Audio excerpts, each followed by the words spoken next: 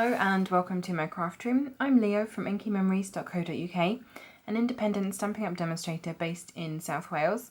And on this Tip Tuesday video, we're going to be continuing our three-part series on colouring tips and techniques. And in case it wasn't obvious, today's video is all about markers and the different markers that Stampin' Up offers and what you can do with them. And we have two different types of markers available. You have your Stampin' Right markers over here. Now these are a water-based dye ink. These are really great for colouring and a lot of different techniques that you can use with these. And then on this side we have the Stampin' Blends. Now these are an alcohol-based marker. Alcohol-based ink for these. So these are fantastic for colouring. They're really good at blending. You don't get any of those sort of harsh lines in your colouring in the same way that you would with a water-based marker. So these are fantastic for colouring, but also for blending and doing a couple of other things as well. And these can all be found in the annual catalogue. So for the Stampin' Blends, they are available on pages 142 to 143. And this is where you see all of the colour families in the Stampin' Up range. Now the markers, the Stampin' Blend markers that is, all come in combo packs. So you'll get a light and a dark of each marker in your pack. So for example, these are the Calypso Coral ones here. So you've got the light and dark of each, and like I said, they come in a combo pack.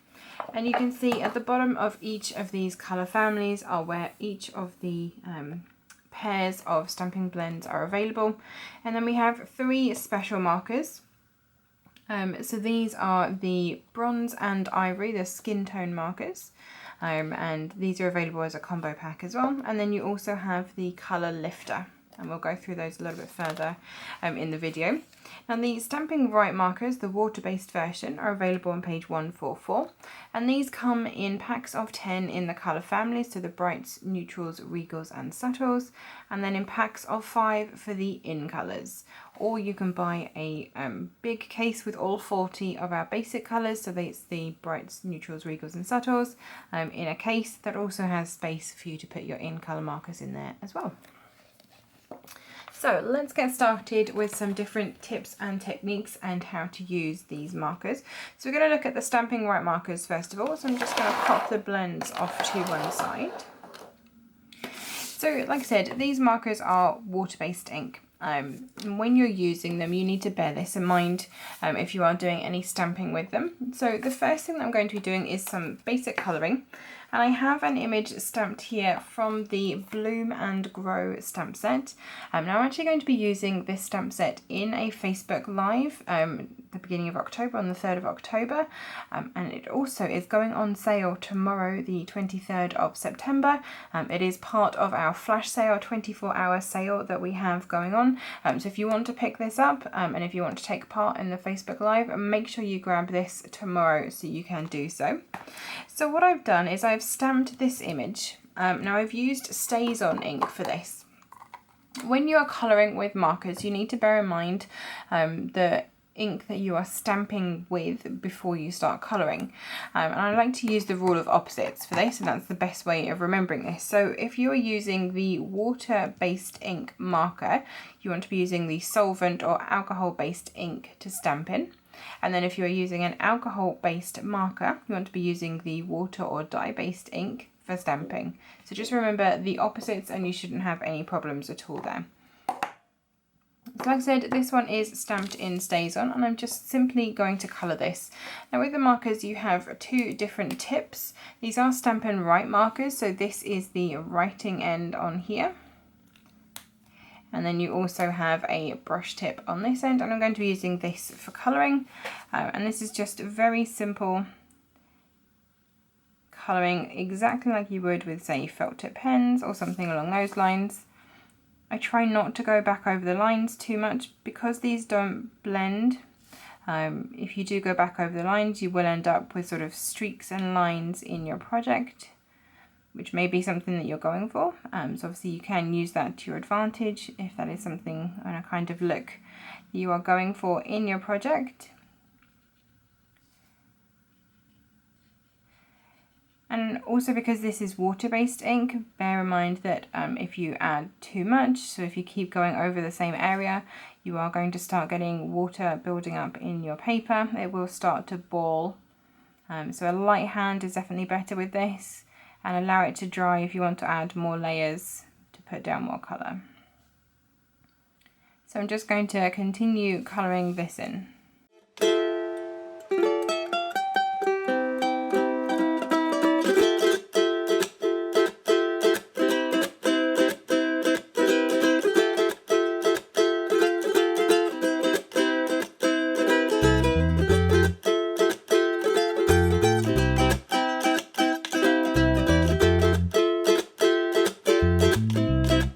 And there is our finished stamped and coloured image.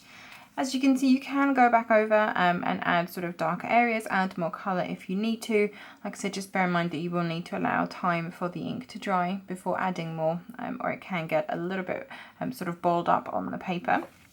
Now, one of the other things that you can do with these markers is actually use them to add texture to your background. So if you think that the background of this is perhaps a little too white and you'd like to sort of dirty it up a little bit, taking the marker, so the brush tip end this time, and the cap, what you do is you just flick the marker against the edge of the cap, and this will start to flick ink down onto your project. And add a little bit of texture and detail to the background. And there you can see it has some little sort of flick marks of ink in the background as well. It just helps to break up the white space around your stamped image. Now, one of the lovely things about these markers is that it does use the same ink that is in our classic stamping pads, so you can also use them for stamping if you want to. I have here the stamp that I've used previously mounted onto a clear block, and all I'm going to do is, using the markers, I'm going to colour in the sections of the stamp that I want to sort of transpose as my stamped image. So again, I'm going to be using the brush tip side, and using the very side of the marker, I'm just going to brush ink onto the lines of the stamp that I want to place. So you can use this as a really good technique if you don't have a stamp pad, for example. If you don't have the ink pad in the colour that you want to use, but you have a marker, you can use it instead. It also means that you can pick out certain parts of an image. So if you don't want to stamp the whole image, you can just pick out the individual lines that you want to have stamped, or parts of the image that you want to have stamped, colour them in with your marker and stamp, and leave the rest of the image out. And you can also use more than one colour on an image by doing this. So I'm just colouring in the sort of central large rose image using my Calypso Coral marker here. Just making sure that all of the lines of the stamp have a nice even coat of ink on them. Now I'm going to grab my Garden Green marker, and again, using the brush tip, I'm just going to colour in a few of the leaves that go around the edge of that stamp as well.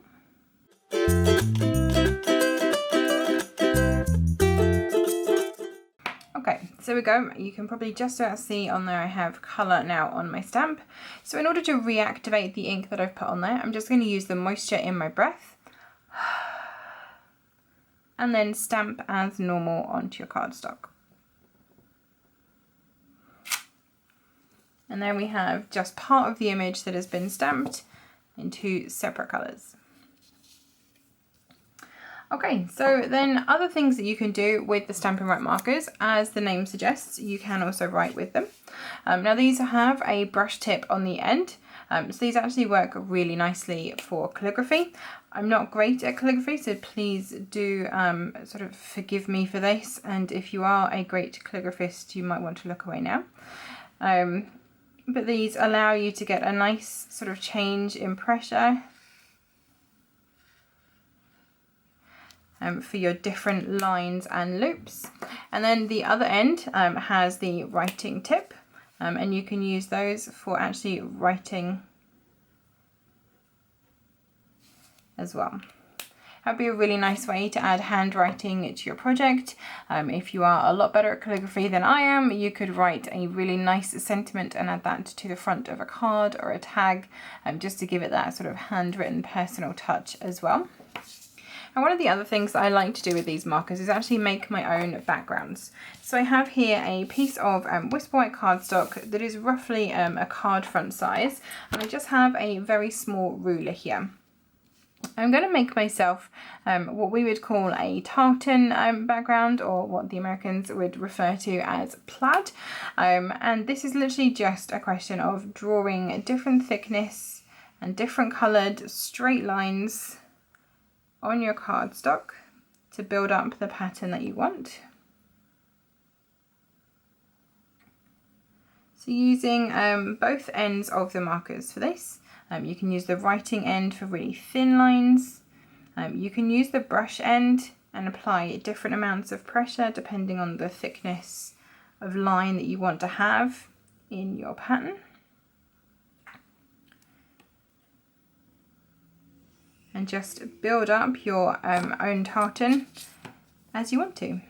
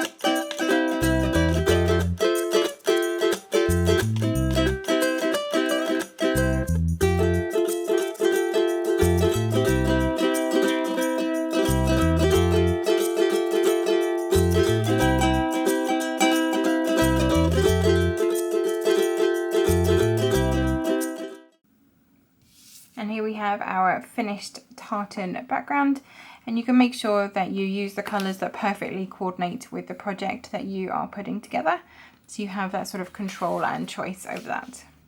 So that's a couple of things that you can do with the Stampin' Write markers, the water-based version. So let's move on now to the stamping blends, the alcohol markers, and see what we can do with those. So I've pulled out a couple of different colours of the stamping blends from my storage beside me, in a couple of the different sort of combo packs that I have. So we have here Rich Raspberry, Calypso Coral, Misty Moonlight, Granny Apple Green, Magenta Madness, and Daffodil Delight. And then I have here the three sort of special markers. You have the two skin tones in ivory and bronze, and then the colour lifter.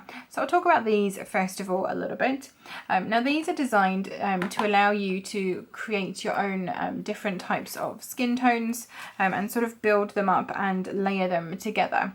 So the bronze one on its own is quite a dark bronze, and then you can go back over this if you want to and add more colour and keep doing that to sort of darken the colour up.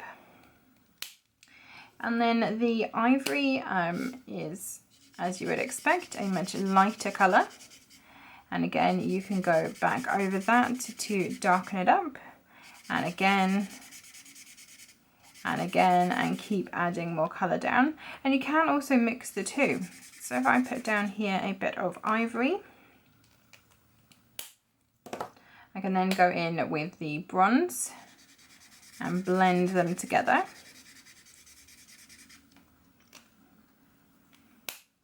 And then go back over it again with the ivory to sort of blend that line a little bit more.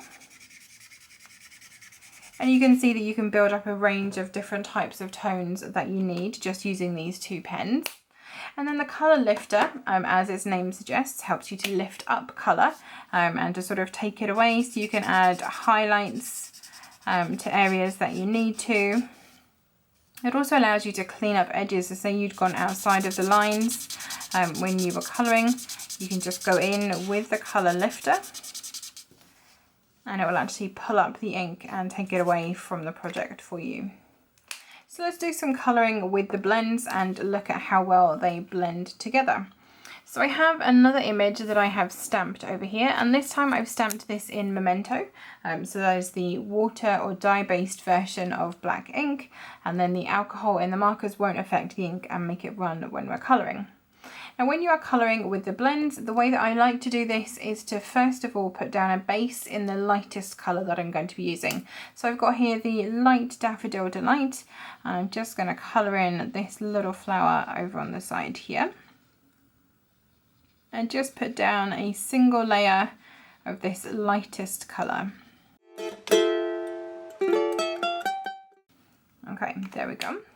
And then I can go in with the darker colour, so this is the dark Daffodil Delight, and start adding in shading in the areas where this flower is likely to be a little darker.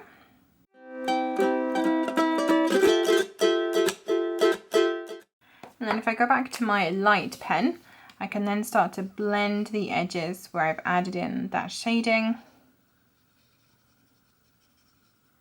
building up the colour gradually.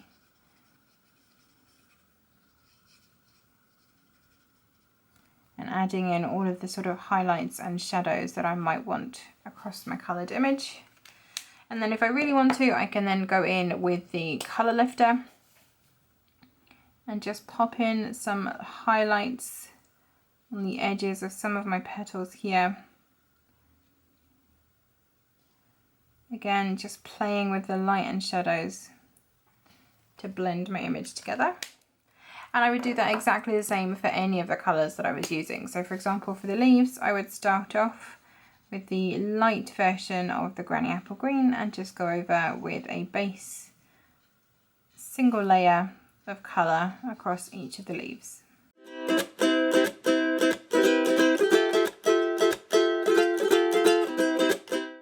And then taking the darker colour, just going in and adding some shading.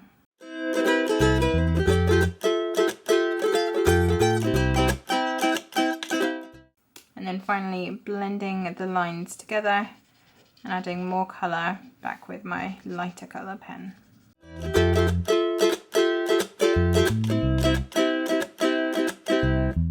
And then you can see the different colours and sort of variations that I've got. And because these are alcohol markers, they do blend together really nicely. You don't get harsh lines in them.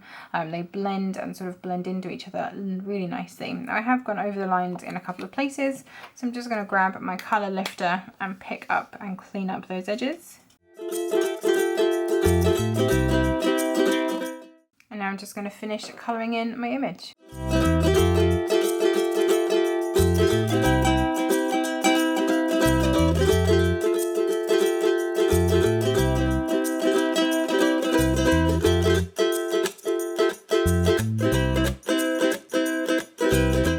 And there we have our finished coloured image. All nicely blended with highlights and shadows in there. And again, because you're using blends, you get to pick the colours that you want to have in your project, so you can make it personal to what you are making. Now with these being blends, one of the things they are really great at is making beautiful blended backgrounds. So I have here a piece of shimmery white cardstock. I'm going to make a background that I could use in a card or on the front of a tag, something like that. And the same applies. I'm going to start with the lightest colour, so this is the light Daffodil Delight, and I'm just going to add down a layer of colour all the way across my cardstock here.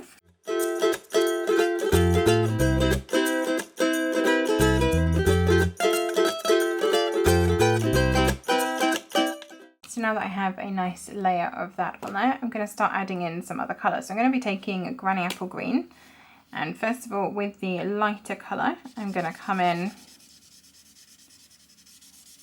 and add some across the project here. And I'm just using the edge of the brush tip so that I don't ruin the sort of nice point on the brush, and get a nice flat, even sort of application to the paper.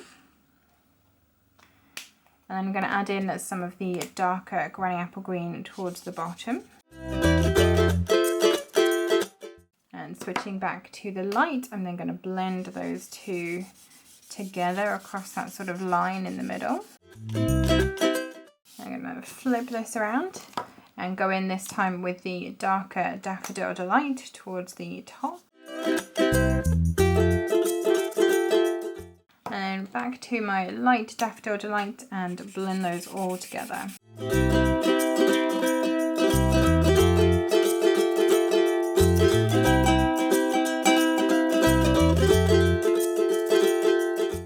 And there we have a really nice blended background that you can then use on the back of a card front, on a tag. You can add it onto a gift box that you're making, anything that you're using. And again, you can use any of the colours that you need to make the project that you are making. Now, with these being alcohol-based markers, they are also really great at dyeing things for you. So I have here some of the crinkled seam binding ribbon, and this is just in Whisper White. And I'm just going to cut myself a small piece of this. And then I can use my blends to actually colour the ribbon any colour that I need for my project. So say I didn't have a ribbon in Granny Apple Green, just taking the brush tip and again using the side of this, I can just colour the ribbon in the colour that I need for my project. So just nice light strokes across the ribbon will be more than enough to add the ink to it.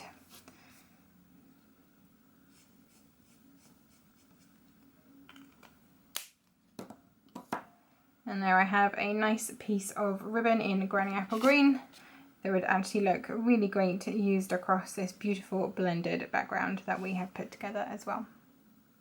So there you go. I hope that has given you some ideas of how you can use the different markers that Stampin' Up offers. So the alcohol-based stamping blends.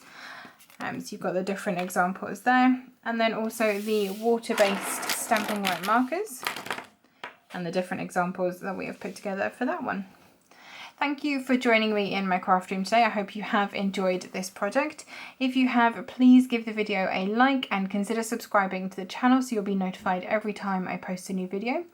As I said at the beginning, this is just part 2 of my colouring tips and techniques video. Go back and find the original one that was all about watercolouring and the different watercolouring products that we have available. And the next one, part 3, is going to be about background colouring, different ways that you can add colour using a variety of different tools and inks. All of the products used in this video today are available directly through my Stampin' Up store, and there will be a link to that in the description box below for you, along with a link to the web form on my website where you can request a copy of our current catalogues if you are based in the UK and don't currently have a demonstrator. I'd be happy to get those out in the post for you so you can have a good look through them. If you have any questions or comments about the products that I've shown or anything to do with Stampin' Up, please do pop them into the comments box and I will be happy to help you out. Thank you again for joining me today and I'll see you next time. Bye bye.